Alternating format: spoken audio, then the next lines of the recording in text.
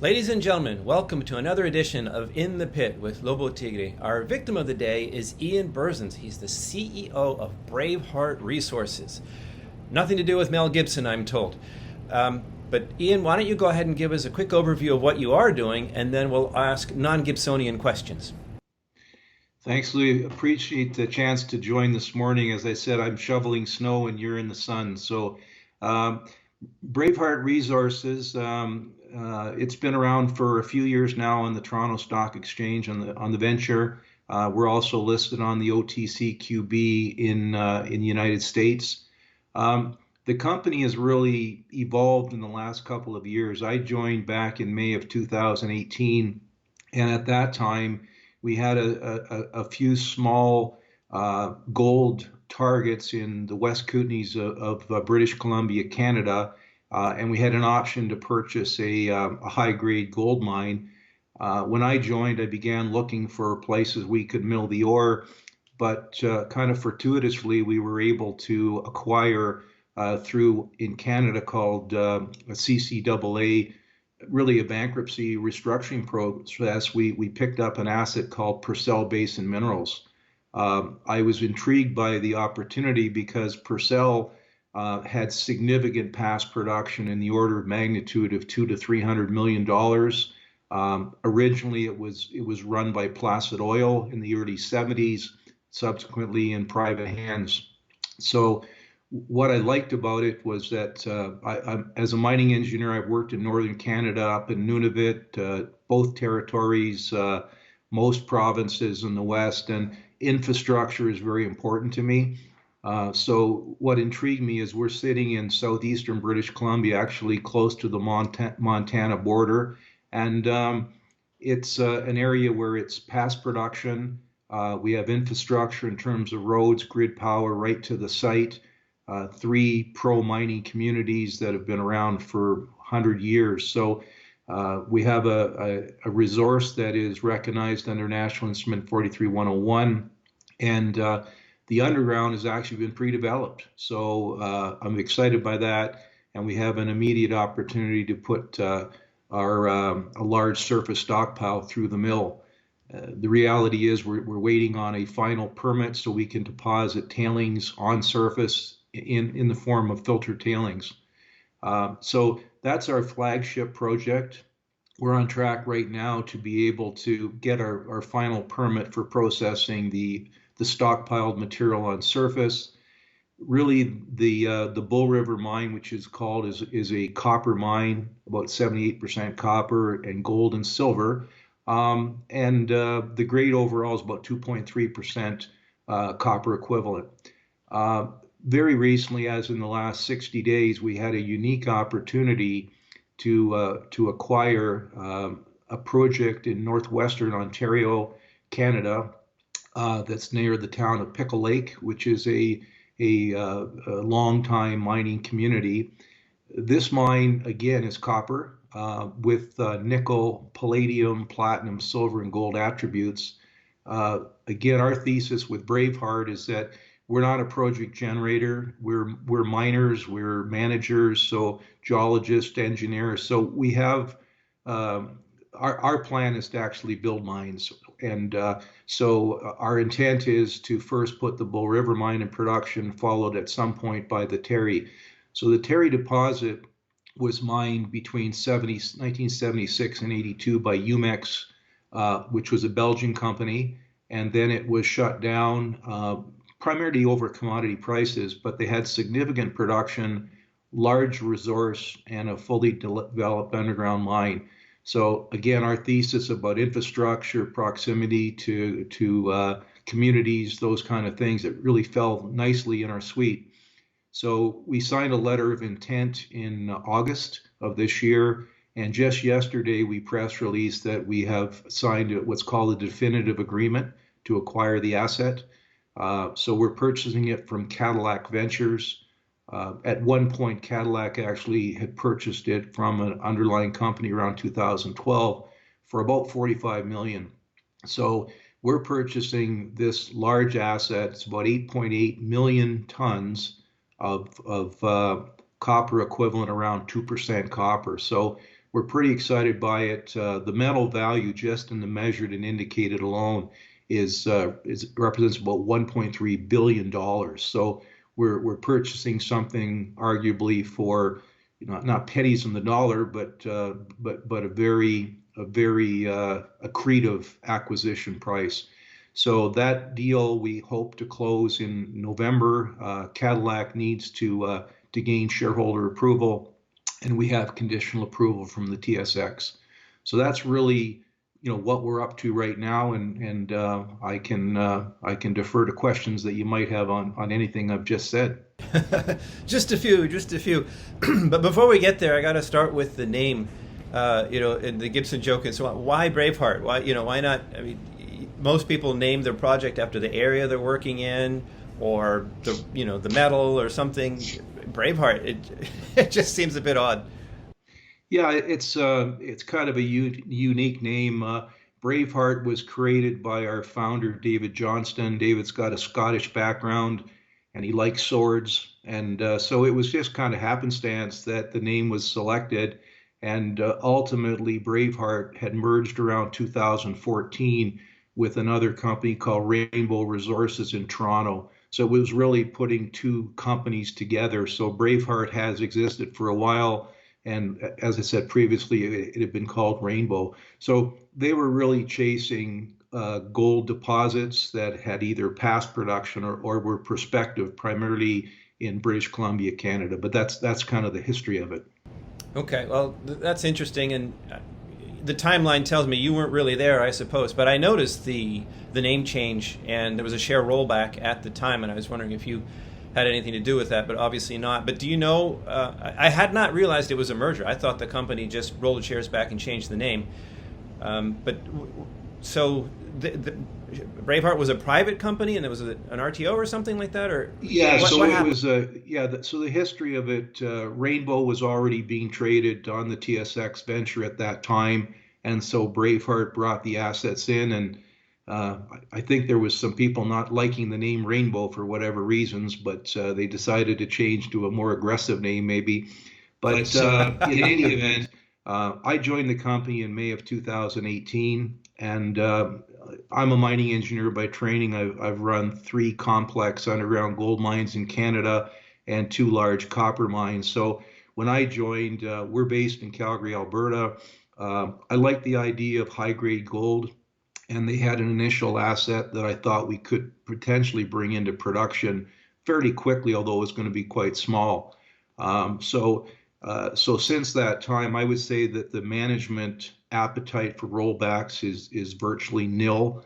We do have a few shares out. We're about 118 million, but the experience of our board is that many juniors that roll back shares typically continue to fall back afterwards. I mean, it's a strategy that can work, but oftentimes it tends to be something that doesn't work out the way people hope. So at this point, I mean, we do want to watch diluting the shares too much, but at the same time, with every company, until you have cash flow, you need monies to develop your assets. So our intent right now is really to advance the Bull River project, which is one of the most advanced projects in British Columbia.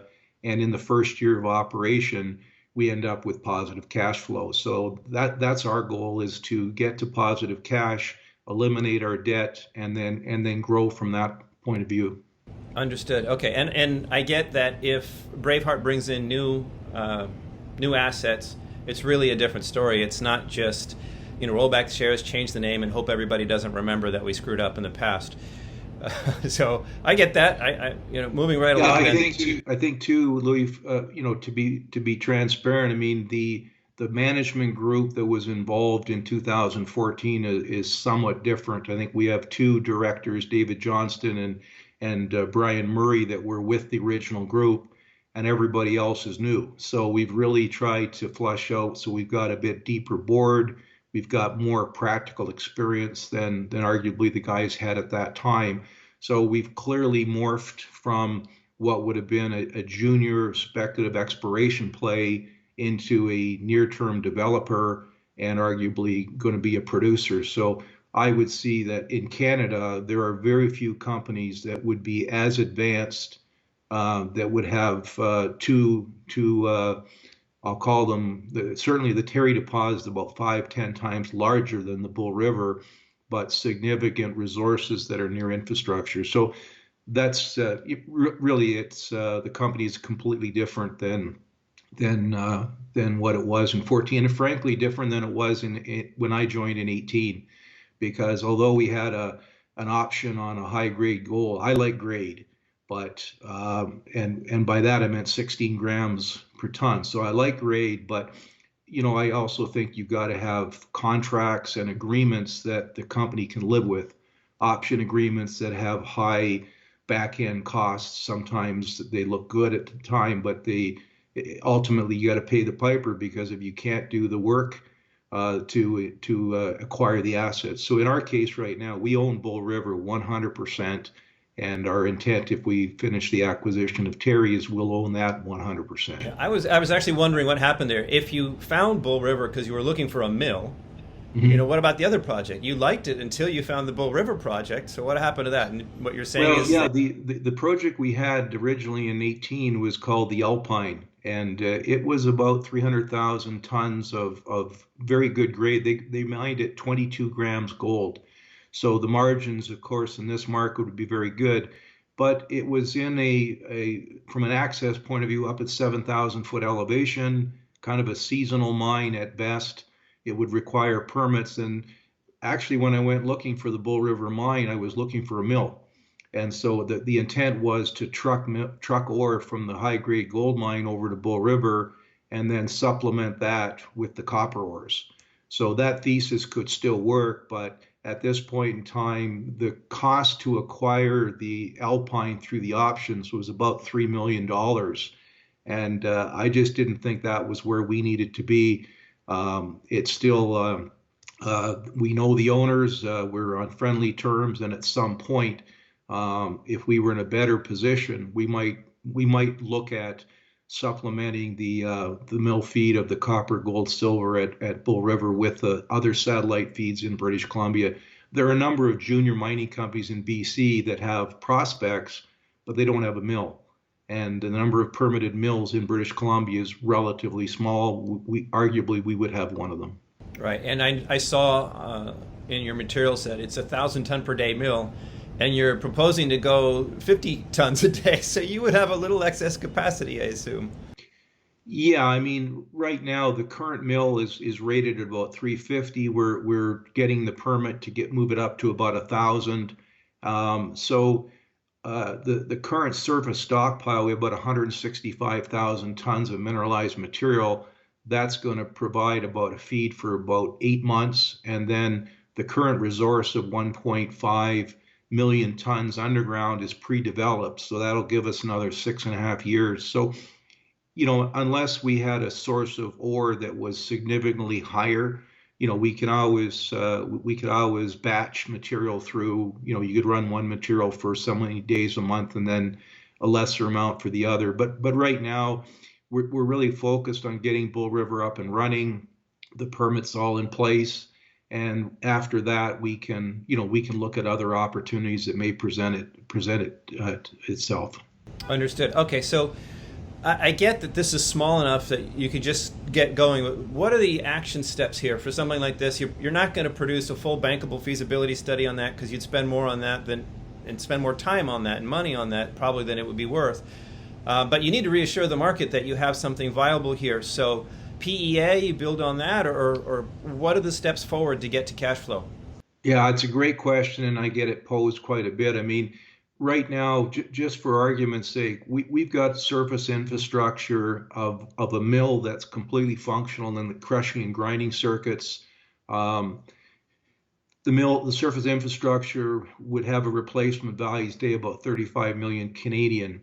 The underground tunnels that have been pre-developed would cost us about 22 kilometers of tunnels. So that would cost us about 60 to build. So arguably, we've got around 100 million of assets that we can put to work. We need to add another $5 million of capital to complete it. So the current plan right now is that we need to raise an additional $5 million, either through a convertible debenture or some facility, in which case what we would do is we would put a new flotation circuit in because we're producing a copper concentrate, and then we want to filter the tails, or use what's called in Canada dry stack, where you basically take most of the moisture out. And I was involved with the first dry stack in Western Canada up in the Yukon in 2007 at Minto, so I'm familiar with the technology. It's considered to be one of the best available technologies for tailings deposition in the world, really. And if you look at some of the large dam failures, there was the failure here in Canada at Puro Metals at Mount Poly, and then subsequently Vale had issues. So dry stack, really where you can do it, where it makes sense, is a viable tailings proposition. So right now the mine, we are able actually to do some small mining underground, but we need and we have an effluent discharge permit, but we need permission to deposit tailings on surface initially in the form of a dry stack, and then after that we'll probably introduce paste backfill. So right now, sorry. Let me jump in and ask you about that. I was wondering about that because the previous owners had done open pit mining. I understood that one of the pits had been backfilled, but that means the other one hasn't been. Don't you just have a nice pit right there that you could put tailings in?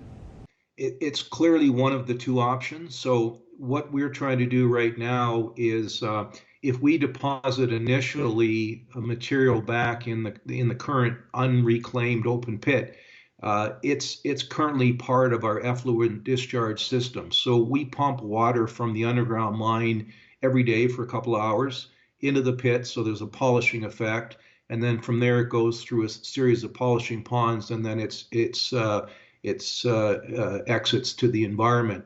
So in order for us to use the capacity of the unfilled pond, we'd have to replace that with additional settling, if you will, or put in a water treatment. So it's kind of it's one of those things that it's clearly an option. But right now, we think the dry stack makes sense. We've had Stantec Engineering helping us on the final detailed design of the dry stack, which we plan to submit to government this quarter, and then hope or expect to get a turnaround. It's a brownfields project. We expect to get permission to start milling that pile by late Q2, early Q3 of next year. So I don't want to duck your question on the PEA. My challenge with the PEA, when I look at the Thierry mine, which we're trying to acquire, I can do a PEA for about $75,000 Canadian, because there's an existing one in place that's, let's say, it needs just to be current in terms of foreign exchange and commodity prices. So that's a relatively easy one to complete because we're using the same guys that built the underlying report. So that one makes good economic sense, because now I could have a PEA on Thierry, which will be very attractive. To do a PEA today, I wrestle with, when I only need $5 million to complete the Bull River project, to spend $250,000 on a PEA, it just seems to me I'd rather put that money into capital projects. But to your point, we have a number of people that are interested in the Bull River, would like to work with us, and in fact, we've looked at trying to get some advance proceeds to proceed. But generally speaking, 5 to 10 million shouldn't be a big number, but most of the people we talk to would like to see us with a firm government permit in hand before they advance those monies. So it's been a bit of a chicken and egg. I've tried to spend money on the permitting and the engineering aspects that actually add value. To me, I don't need a PEA to better understand our deposit, especially with the amount of information we have. So again, the banks like that. Shareholders may feel comfortable, but I know a lot of pre-feasibilities and PEAs and pre-feasibilities that when the operators actually went to work, they didn't execute. So, we're leveraging our experience and the current state of the assets. And, for example, I've got some warrants right now with insiders that are current shareholders that expire at Christmas at about 25 million warrants at 15 cents. If we're able to close the Thierry project and get a bit of interest in the stock, we're trading about 10 cents now. There will be other avenues for for financing. But right now, I've just, when you're a junior with a couple $1 million of cash, a Right. PEA is an I get it. expensive You're trying to undertaking. keep the dilution to a minimum, put the money where it would do the most help. So, Yes. but yeah. So I guess it really comes down to whether you can raise the money or not. If you can raise the money to get to production without the study, Right. then why bother? But if the potential investors say we're not giving you anything until we get at least a 43-101 with an NPV and an IRR, well then Yes. that lays out your choices, I guess. Well, exactly. And again, the difficulty I have with the PEA process is I may not be able to use terms. I have to use terms like mineralized material as compared to the word ore. Right. But at the end of the day, when we mill the 165,000 tons, that represents about $23 million of metal value. So we have a stockpile Yeah, but volume. at what cost? Gross well, metal value. We never. You have to talk about yeah. cost too. Yeah, the issue there is really that's the metal value, but the mining costs have already been absorbed because the material's been mined from 7 different sublevels underground, taken to surface. It's in a pile. You're talking about the stockpile. Yeah. Right. So the stockpile alone puts us cash positive, but again, I need the 5 million to complete the mill upgrade. So I wouldn't say, Louis, that we won't do it. I mean, we've been oversubscribed in this current offering, so we're going to close about 1.5 million on this current offering that we had. That was there was a lead order by Palisades Gold Corp. We may have the flexibility with those amounts to do the PA for Bull River, but like I say, I'd rather be able to complete physical work that needs to be done than to have a piece of paper that may get people a bit interested. But it really is a decision. And No, I understand. my feeling is that as much as Bull River, the PEA would help Bull River, it wouldn't change management or the board's decision to put it into production.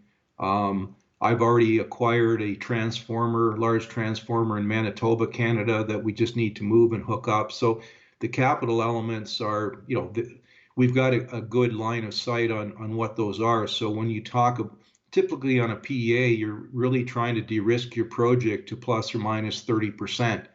We're already within that with what we have. So it's a great question, and I'll probably noodle it again after this call. But let me give you a little bit of feedback then. Honestly, I would invest based on a PEA anyway. It's a PEA. It's kind of like, well, the word used to be scoping, right? Well, it kind of might look like this.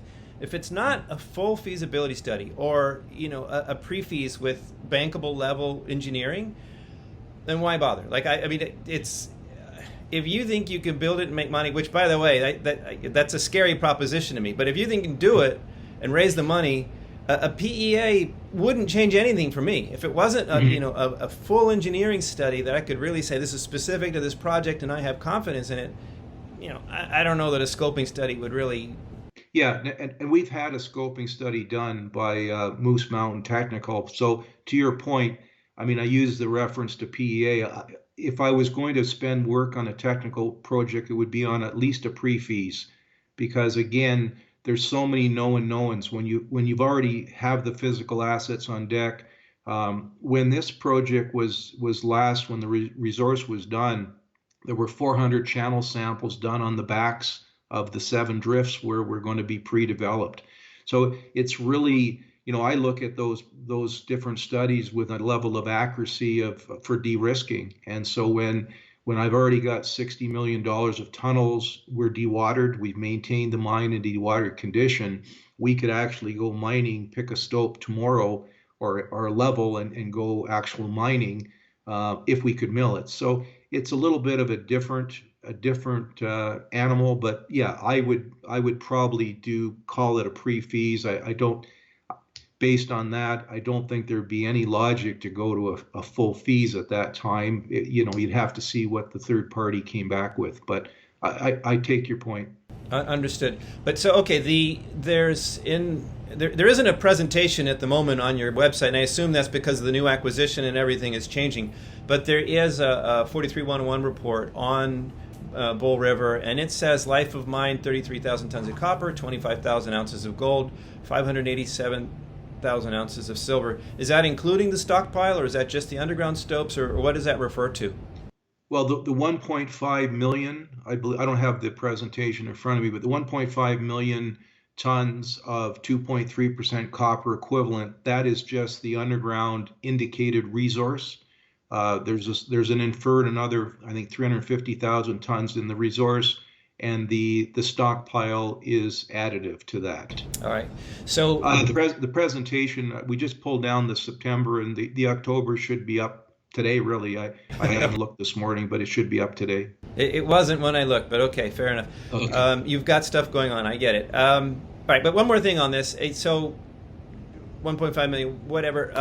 I get that the surface is additive, but it's still kind of small. This doesn't really pass the old wisdom of go big or go home.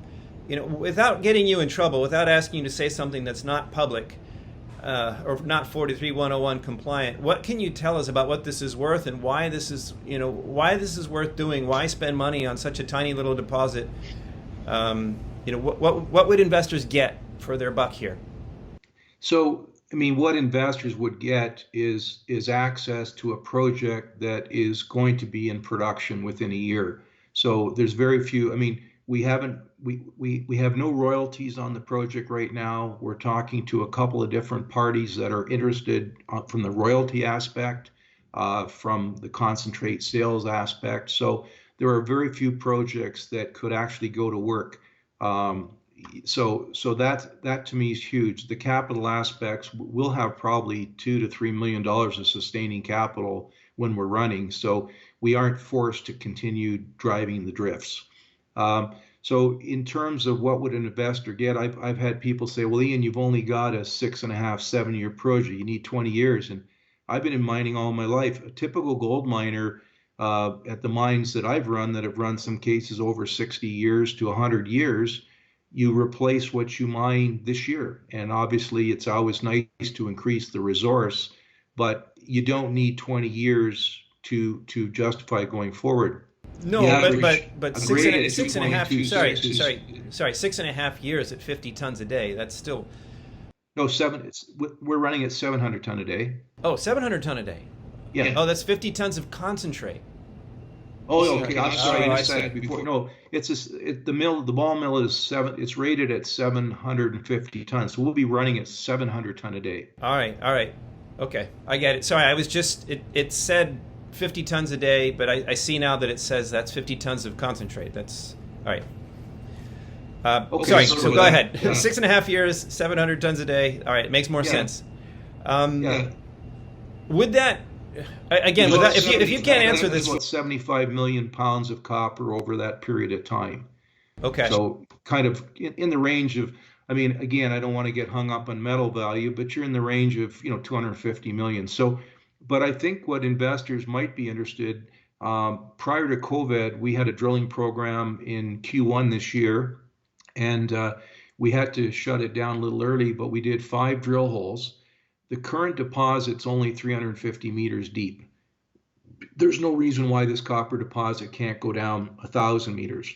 So we drilled 5 holes. Every hole hit structures that had the same width or similar width, similar grade to everything that's in our current indicated resource. And those holes intersected structures 115 meters below the lowest workings in the mine. So I think that bodes well. But again, if I could get some pierce points that are down 1,000 meters or another 600 meters, I think that would give people an idea, man, this thing has got some legs to depth. But frankly, in Canada, at a 2.25% copper equivalent, that's not super high grade for a copper mine. I mean, many of the copper mines around the world underground, they're running at 4 or 5, maybe 6%. So it's not terribly high. But what we're trying to do is leverage the fact that it'll be economic to the depth it's economic. I mean, especially if you haven't gone out and raised money to build your mill, that you own those things, then you do it on kind of an incremental basis. And so I'm not sure right now economically how far we can arguably go below the 350 meter level. That'll really depend on, the actual grade recovery. So what I like about the idea of milling the surface stockpile, it's been there for about 10 years, but we do have a physical volume, we've got grade, we have past recoveries, and we've got work that's been done metallurgically. That to me is going to be, again, a proof of concept, because this material came from 7 tunnels that are basically laterally cross-cutting the ore body that we're planning to mine. So I don't think there's a better way. There's no better grade control than that in my mind, in terms of trying to compare to what a study might tell one. So certainly I could see this project realistically, like I say, 350 meters, this and all that deep. We might want to expand the throughput rate from 700 to a higher number. We would need permission to do that, of course. But I think that this is a nice little cash flow generator while we look at other assets that could be accretive to the company. And as a result, the reason we went to get the Thierry deposit is that, that's by comparison to Bull River, it's a mega project. And whether or not we'll be able to build it on our own or not is another matter. But just just for argument's sake, when UMEX ran that mine between 1976 and 82, palladium prices were between $50 and $100 an ounce. Today they're between 2,200 and 2,300 ounces. So you've got truly a sweetener. And when UMEX ran, they sent their material to the Horn smelter in Quebec, Canada.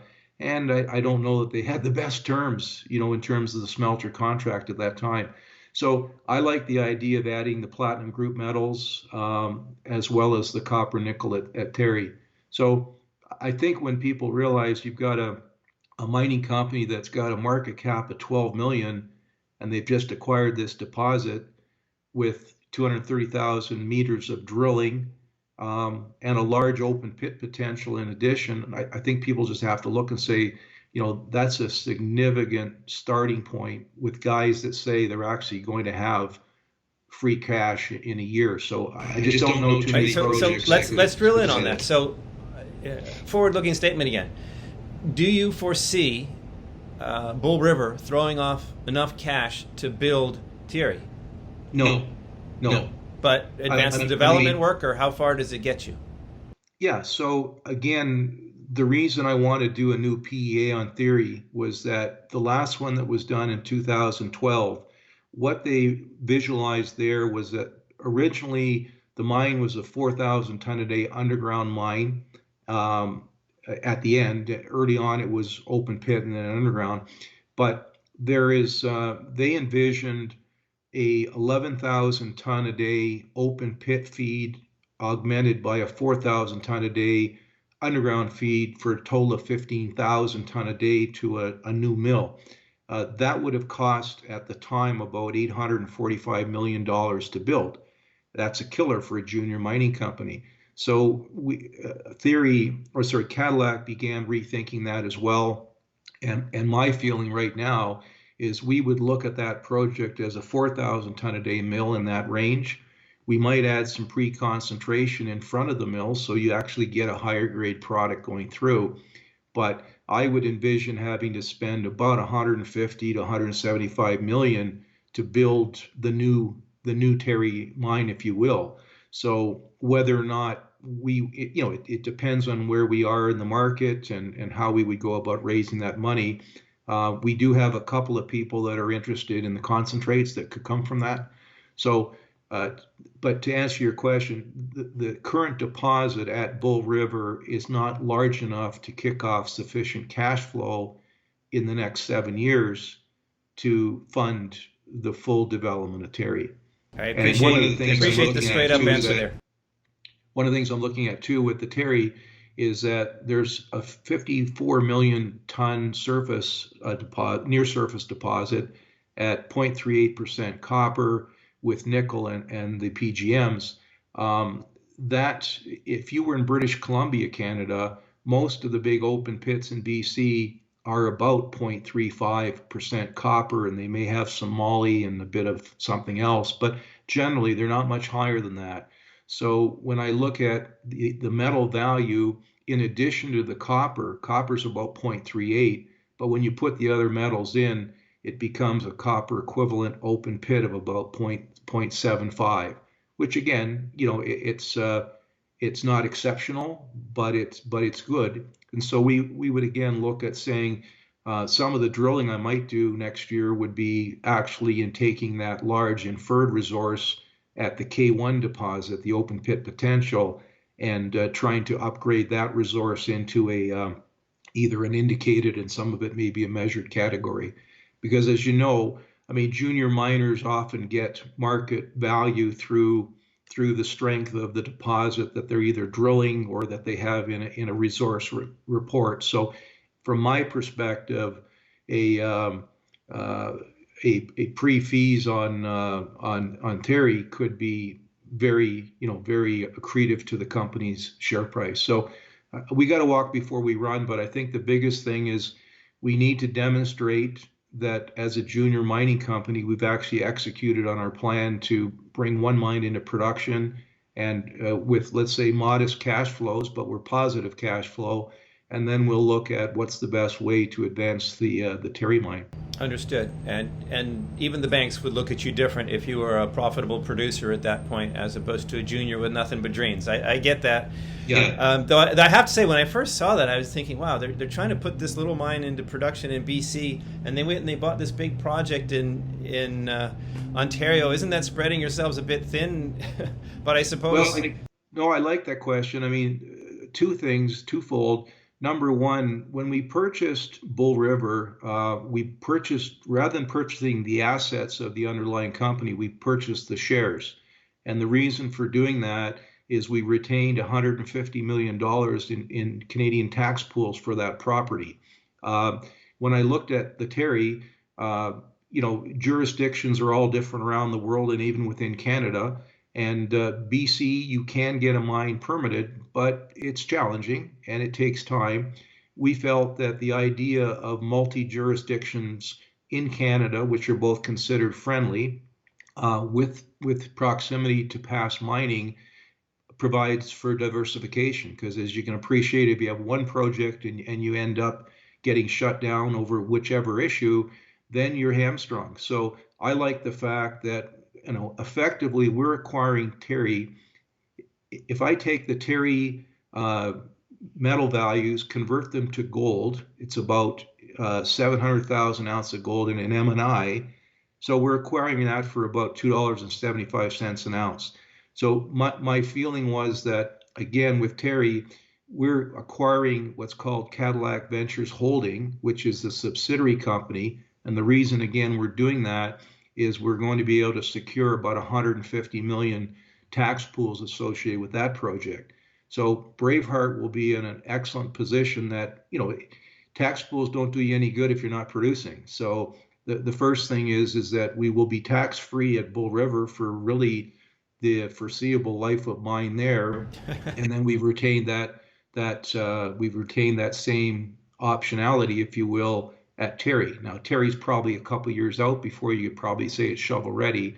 But what I do like about Thierry is that if we get the permits there to dewater the mine, we actually have, I think it's 28 miles of tunnels. We have a shaft. So at least it would give you access to the underground, even if you were just going to want to try to do better definition on the drilling. Understood. It would be pretty amusing if you were to publish a study on Bull River that had a pre-tax and post-tax NPV that were pretty much the same. All right.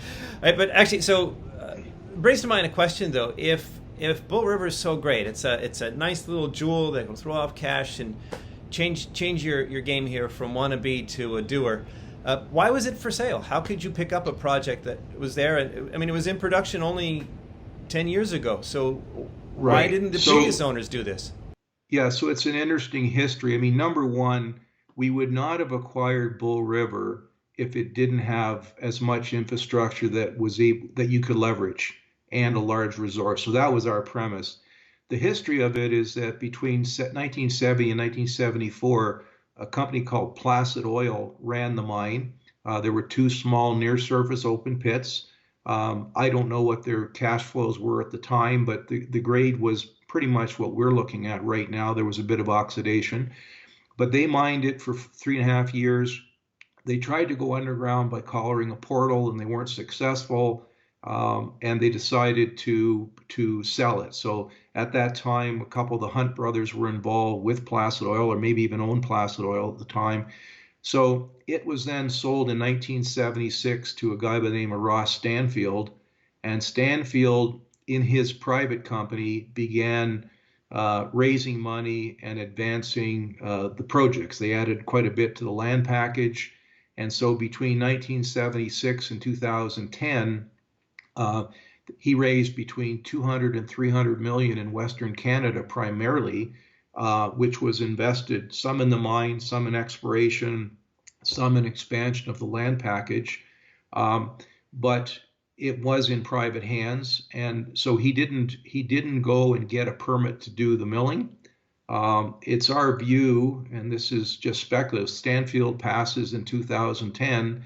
It's our view that the strategy at the time was not to go into production. Number one, they would have had to put money actually right into the mill. They would have had to get their permits, but they would also have had to start paying dividends back to this large shareholder group. So when we inherited the mine or bought the company, we inherited 2,900 individual shareholders that had put between life savings, sometimes hundreds of thousands, sometimes millions of dollars into this dream of Bull River. And it had been promoted. I mean, the reality is Bull River, as we know it today, is a copper mine, 78% copper, 15% gold, the rest is silver. That's what it is. We have some cobalt, but it's not rhodium, it's not platinum, it's not kimberlite, it's all this other stuff that was at one point in time marketed. So Stanfield and his group got themselves offside with the Securities Exchange in Alberta and BC back in the late 2008-ish to 2010, where they were making projections of what they had for resource, but they weren't 43-101 compliant. So that's where it kind of went off the shelf a little bit. Stanfield passed in 2010, and it was then petitioned into basically restructuring or bankruptcy. So there was a very complex restructuring process. There was what's called a debtor in possession in Canada, a DIP lender, that advanced $10 million to be the provider so that the mine could move forward. And ultimately, they made some poor decisions with the selection of senior management. I don't want to say squandered the 10 million, but it got spent. And so around 2018, there was a shareholder oppression case that they advanced against the current management. The shareholders were successful, put a new board in place, and then tried to move forward. Of course, at that time, now we're 2018, they have no money, and the DIP lender didn't want to put any more in. So they elected to petition into bankruptcy in May of 2018. I happened to visit the mine the day that they actually, it was kind of fortuitous. We visited for other reasons the day that they petitioned in bankruptcy. So I quickly moved to try to do a deal with the current president and his team. And it took us, 6 months to get it concluded through the TSX, but we just saw that this was an opportunity. So in my mind, there's a lot of stories, a lot of disgruntled shareholders from the original days back in the 70s, and a lot of people, unfortunately, I've talked to a number of the old shareholders that lost, retirement savings that should never have been invested in a junior mining play. Yeah, I could imagine some people might add another word to the name Bull River, but we won't go there. One more question on this, and then we should probably wrap up. We've been going 45 minutes already, but First Nations are always an issue in BC. Are there conflicting claims? Is it one tribe? Are you in good standing with them? Talk to us about the political situation there for you. Yeah, so the Ktunaxa First Nation has I would say, probably the strength of claim to the area. The Ktunaxa Nation goes through southern British Columbia right down into Montana, but it's a relatively small band with relatively small number of members. So in the I used to work across the other valley in the Teck coal mines, which is less than 60 kilometers next door. In the early days, there were no relationships with the First Nations in the early 70s through. But Teck successfully negotiated an impact benefit working agreement with the Ktunaxa probably 3 years ago, I guess. And so it's current, and I won't speak to the relationship because I don't have it, but it is in place. The Ktunaxa, they have a reputation of working with business. They've worked with the power companies, BC Hydro and Fortis. They've worked with the forestry industry. So they have a history of being supportive. But like everything, it takes time. So in Canada, there is the duty to consult is really the government responsibility. But as the proponent, we're trying as well to understand their needs. Our mine, compared to the size of Teck operation, it's a pimple, not a pimple. Well, it's a small little footprint, if you will.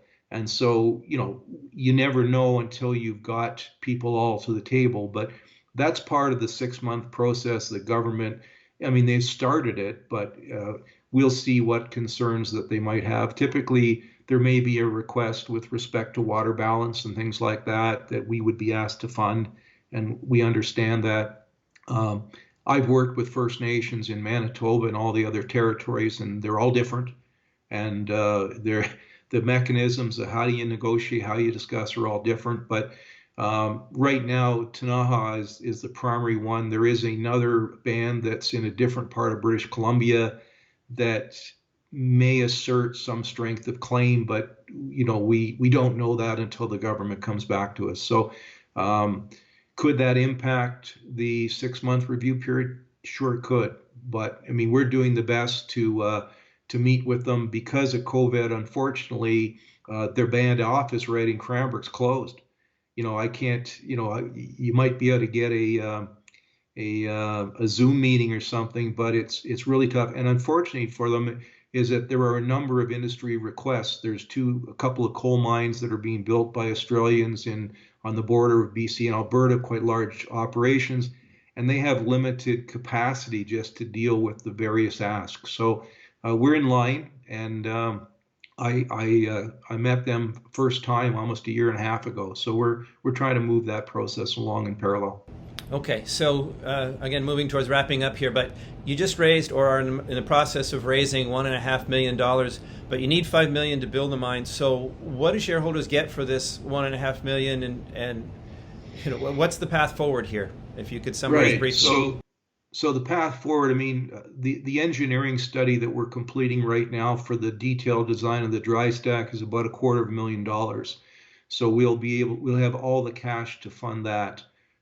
We do have to pay, assuming we are able to close the Thierry acquisition, there's a $300,000 cash component there. So with the new monies, we'll be around just over $2 million. It'll allow us, our care and maintenance costs are kind of in the range of about $75,000 a month because we're keeping the mine dewatered.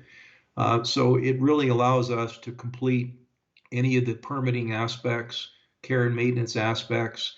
And as I alluded to, we've got about a $1 million capital project to reinstall hydropower. We're actually significantly increasing our hydroelectric capacity with a 10 megawatt unit.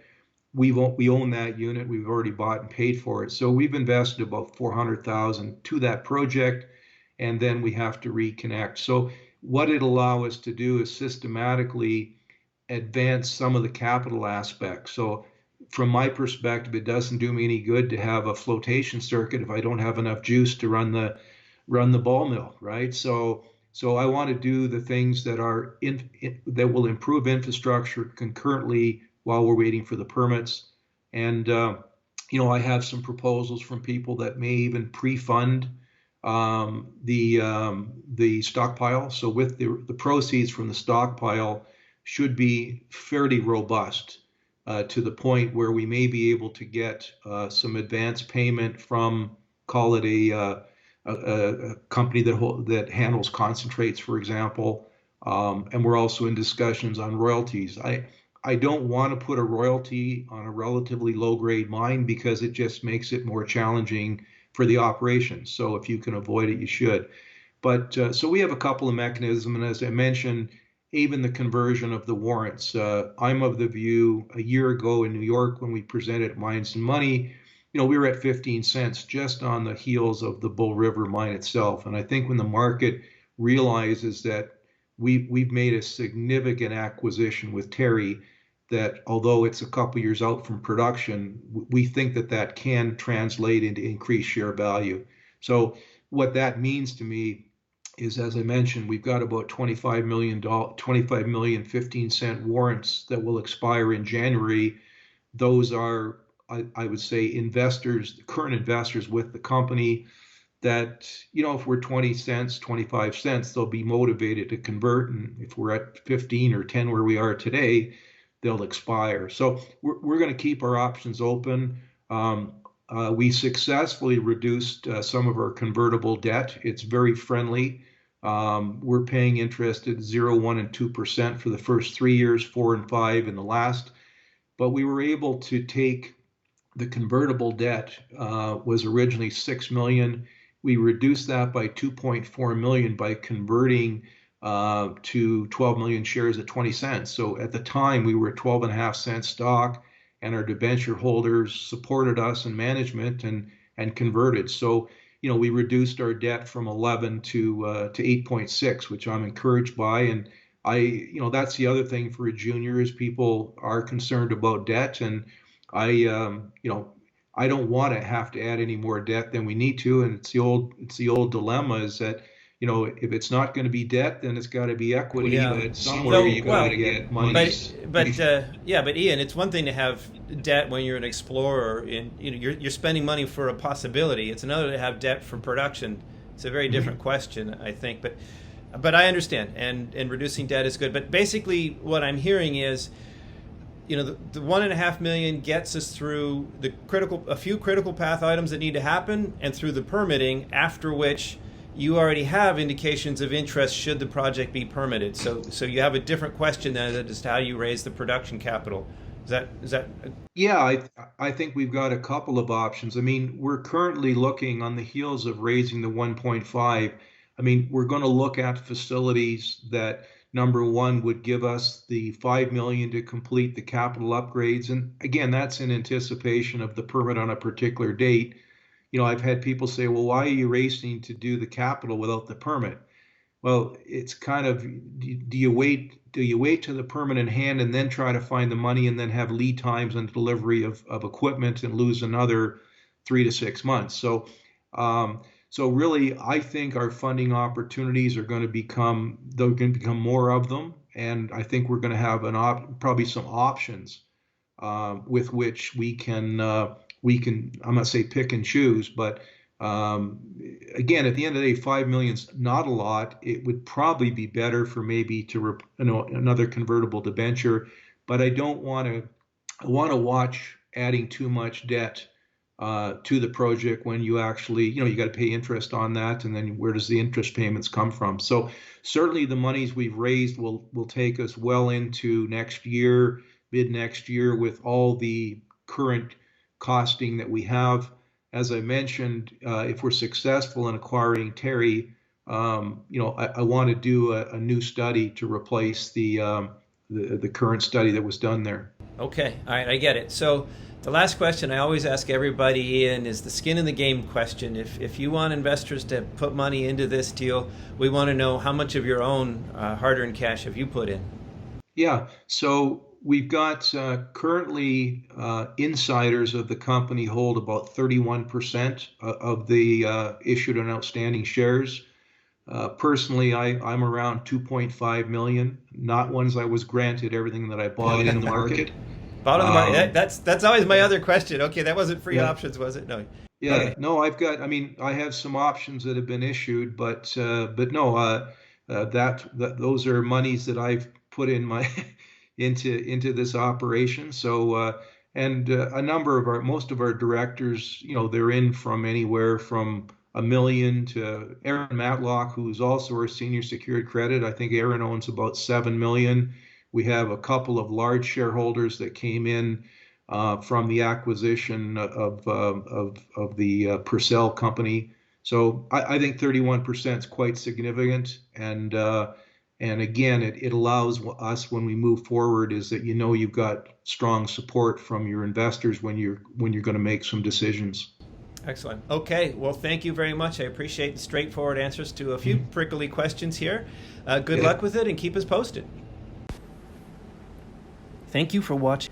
If you enjoyed or found value in what you just saw, and you're watching this on any sort of social media, please do hit the like button and the share link. Send this on to anybody you think might be interested. That helps us out a lot. If you're watching this on YouTube, please do hit the subscribe button as well. The number of subscribers helps us get more valuable content to you as well. On the subject of subscribing, I'll quickly say that if you're not a subscriber to our free weekly Speculators Digest, I encourage you to sign up. I promise if you do, we will not send you a flood of daily advertisements. You get one free weekly digest with original research not published anywhere else. Check it out at independentspeculator.com. Thank you and have a great day.